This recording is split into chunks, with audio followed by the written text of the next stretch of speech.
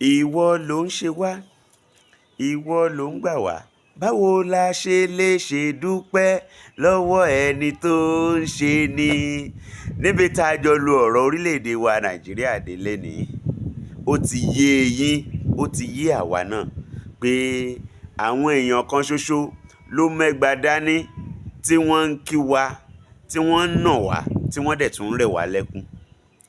Ní ọ̀pọ̀lọpọ̀ àwọn ìpínlẹ̀ káàkiri ní ìhà àríwá tá a jọ wà lénìí yìí, ẹgbẹ̀rún kan náírà ni wọ́n ń ta jálá epo kan o.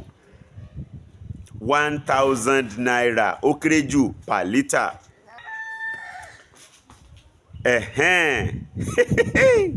1,000 naira per litre.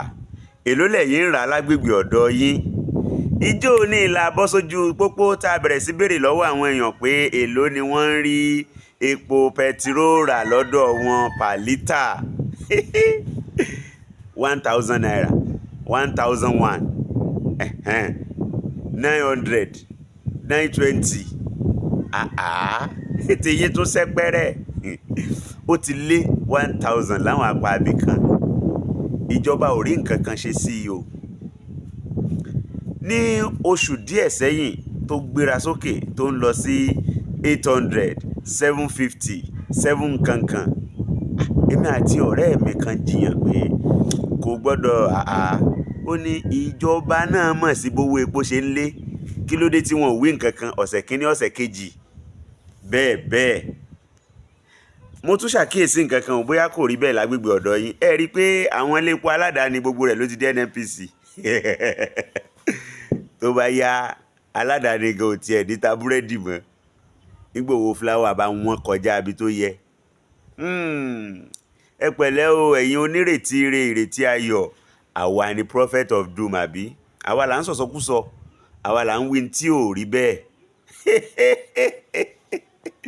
Okay now, okay now. Wọ́n máa ń retí Joe Ajaero ní ọgbà àwọn ọlọ́pàá. Wọ́n ní kó wá wí tẹnu ẹ̀. Àwọn ẹgbẹ́ òṣìṣẹ́ náà sì ti fà á kékọ́rí pé tí wọ́n bá lè gbé ọ̀gá àwọn Joe Ajaero, àwọn ó dáṣẹ́ lẹ̀. Tí ìyànṣẹ́ lórí bá wá tẹ̀síwájú, àǹfààní wo ni ó ní lára ọrọ̀ ajé orílẹ̀-èdè wa Nàìjíríà?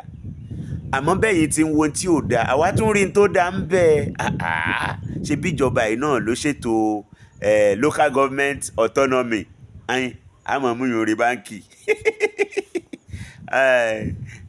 Local government autonomy ara àṣeyọrí ìjọba yìí ni.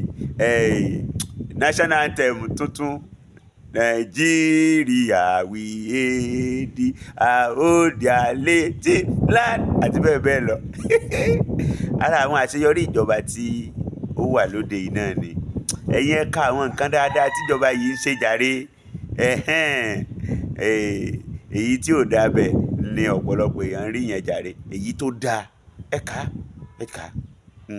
Ẹ máa bá mi kọ sí comment section àwọn nǹkan tó dáa tíjọba yìí ti ṣe láti ọjọ́ 29 oṣù karùn-ún ọdún 2023 tí wọ́n ti gorí oyè.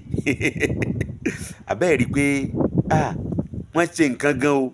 Ìrètí wá pọ̀ fún mẹ̀kúnnù dáadáa gbáà. Mélòó la fẹ́ wí? Ṣé lọ́rọ̀ náírà yìí tó dáa tó dùn tó ń dán? Ẹ̀yin náà ẹ sọ ohun tí ojú yín ń rí. Àwọn àkíyèsí yín, àwọn tó dáa tíjọba tó wà lóde yìí ti ṣe fún àwa ọmọ orílẹ̀-èdè Nàìjíríà látìgbà tí wọ́n ti dé. Ẹ ṣé púpọ̀.